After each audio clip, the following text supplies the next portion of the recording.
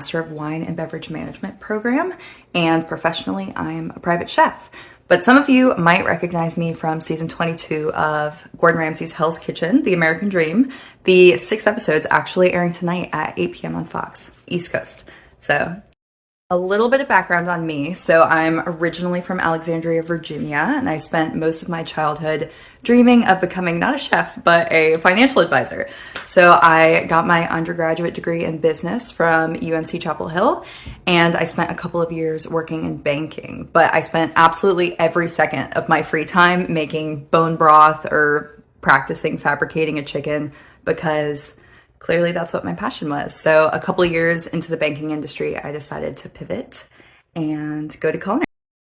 As much as I would have loved to go to the CIA for undergrad, I was living in Savannah, Georgia at the time, so I couldn't relocate. But I really enjoyed my time at the Savannah Culinary Institute, and in my time there, I started my business as a private chef, where I cooked for a bunch of bachelorette parties at the time, but now I do mostly luxury wellness retreats and private events for clients, wherever they happen to be.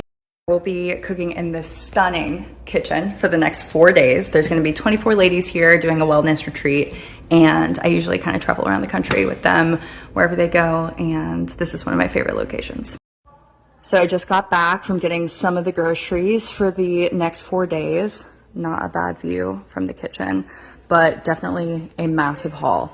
Lots of grocery carts involved.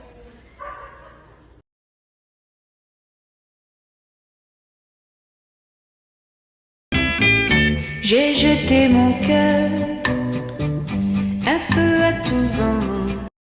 In the midst of getting this business up and running, as soon as I graduated culinary school, I flew to LA to film Hell's Kitchen. And while I was there, I was thinking about wanting to enroll in the Masters of Wine and Beverage Management program with the Culinary Institute. And I asked Chef Christina Wilson, the sous chef on the red team on the show, if she thought I should go. And she said, if you ever have an opportunity for continued education, you should absolutely take advantage of it. So here I am. Beautiful. Holy.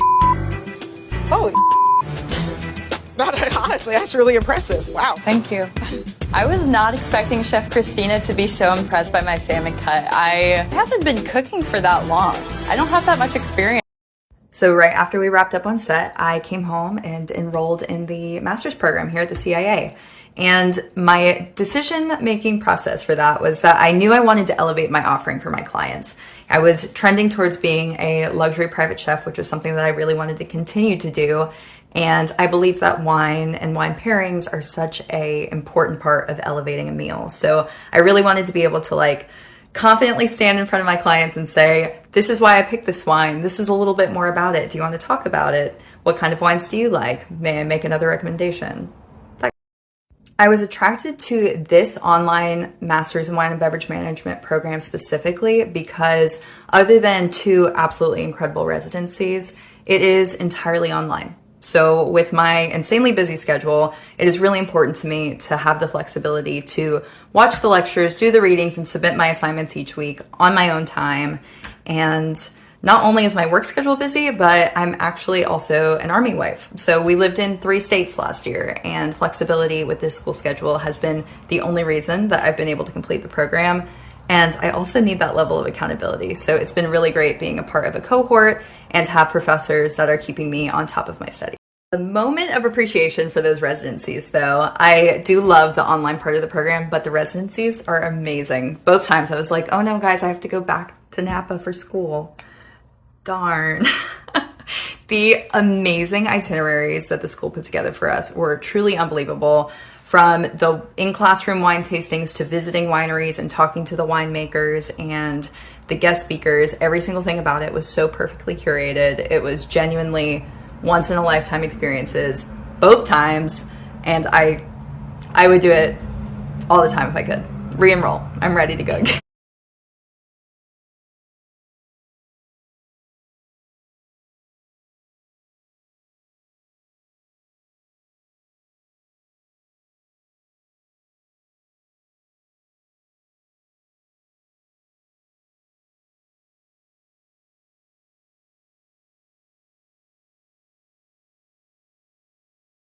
And then, super exciting, for the continued education at home, we get these wine kits sent to our houses, and it's incredible. So I think on average, I receive 6 of these boxes of 6 bottles every semester. And there's usually a mix of white and red. And before each tasting, you know, chill the whites. And then it is a blind tasting. So you have to peel the bottle off when you're done to reveal what it is. I haven't done this one yet, so I won't peel it off. But taste it, peel to reveal, and then I can scan this QR code for a little bit more information about the wine. Super fun. Before the tasting each week, we have readings assigned by our professors and lectures that they pre-recorded about, generally by region. So this semester, we're doing Old World Northern Europe, which right now has just looked like France. We've been studying a lot of French wine. This week, I did a tasting specifically for Bordeaux, which was very special. We had a white Bordeaux blend and 2 red Bordeaux blends, one right bank and one left bank, if that means anything special to you, and then a Sauterne. So that's a sweet wine that kind of tastes like honey. It's delicious. And I'll show you.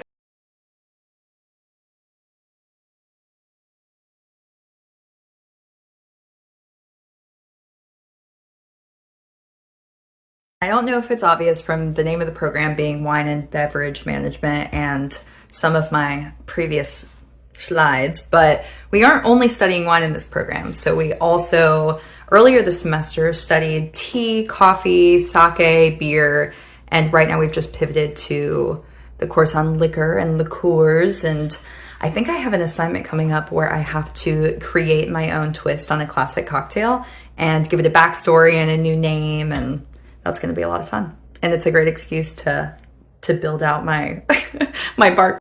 For those of you who stuck around for all of that, thank you. I know I just dumped a lot of information, but if you have any more questions, be it about the Wine and Masters program at the CIA in general, my job as a private chef, my experience on Hell's Kitchen, whatever it is, you have me the rest of the day. So drop your question.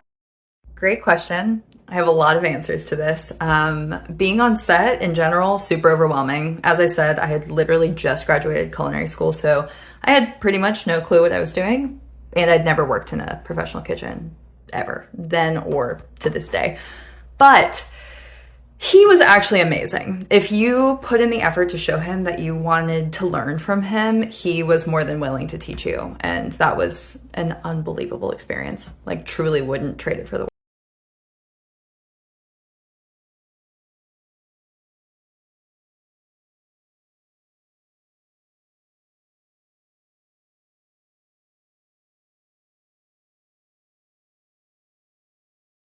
Okay, so this person asked a twofer. They said, I want to be a private chef. Is the CIA a good place to start? And do you need a lot of experience before going to culinary school? Absolutely be a private chef. You know, it's an awesome job. There are a lot of things about it that people don't think about. You see the cooking part. There's like so many parts of running a business that like are a piece of being a private chef too. But CIA, absolutely a great place to start. You do not need a lot of experience before going. That's what the school's for. If you're willing to work and willing to learn, like, definitely give it a... Okay, and I also want to elaborate on that last point about all of the things that go into being a private chef. So yes, obviously, cooking, menu development, working with your clients, all very important parts of it. There are a lot of logistics that go into it that you might not think about if you're coming from a kitchen setting. So when I travel with my Vitamix, my pans, like my equipment, figuring out how to do that. When you get to a new location, where are you sourcing your food from? You know, you don't have a Cisco truck dropping off your order twice a week. You need to figure out when you arrive, how much time you have to buy things, where you're going to get all of the ingredients from, what the budget is like, figuring out exactly how much of each thing to get so that you are not losing your money instead of the restaurant's or your client's money. And then you're also your own social media manager and your own accountant and your own like finance planner. There's a lot of stuff. Congratulations. What an exciting time to be alive. Being a student, such an amazing thing. Learning, fantastic thing. Tips, stay organized. Like, I find that I am so much more successful as a business owner and as a student when I am on top of my lists, on top of knowing exactly what I have to do, making schedules for myself. Because when, you know, you're a student or running a business, either way, you're kind of in charge of managing your own time. You don't have someone over you like, what did you get done today? And being your own manager and setting your own deadlines is definitely, I think, the best thing that you can do for yourself. But, you know, make a balance, prioritize your health, and have fun with it. Learning should be fun.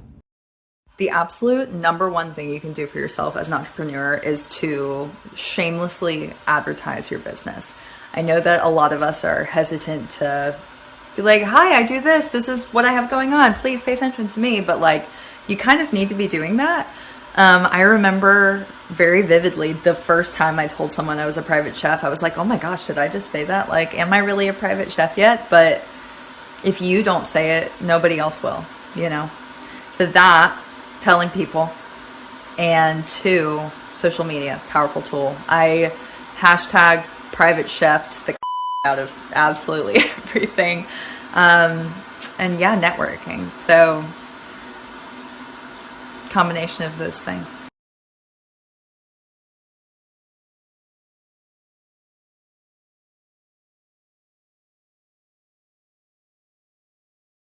Guys, with that, I'm going to wrap up the takeover for today, but thank you to everybody who watched, who engaged, who asked questions. If you ever have more questions, don't hesitate to DM me or comment or anything on my Instagram page. But this was a blast. Tune in, Hell's Kitchen tonight, 8 p.m. Fox. I'll see you there.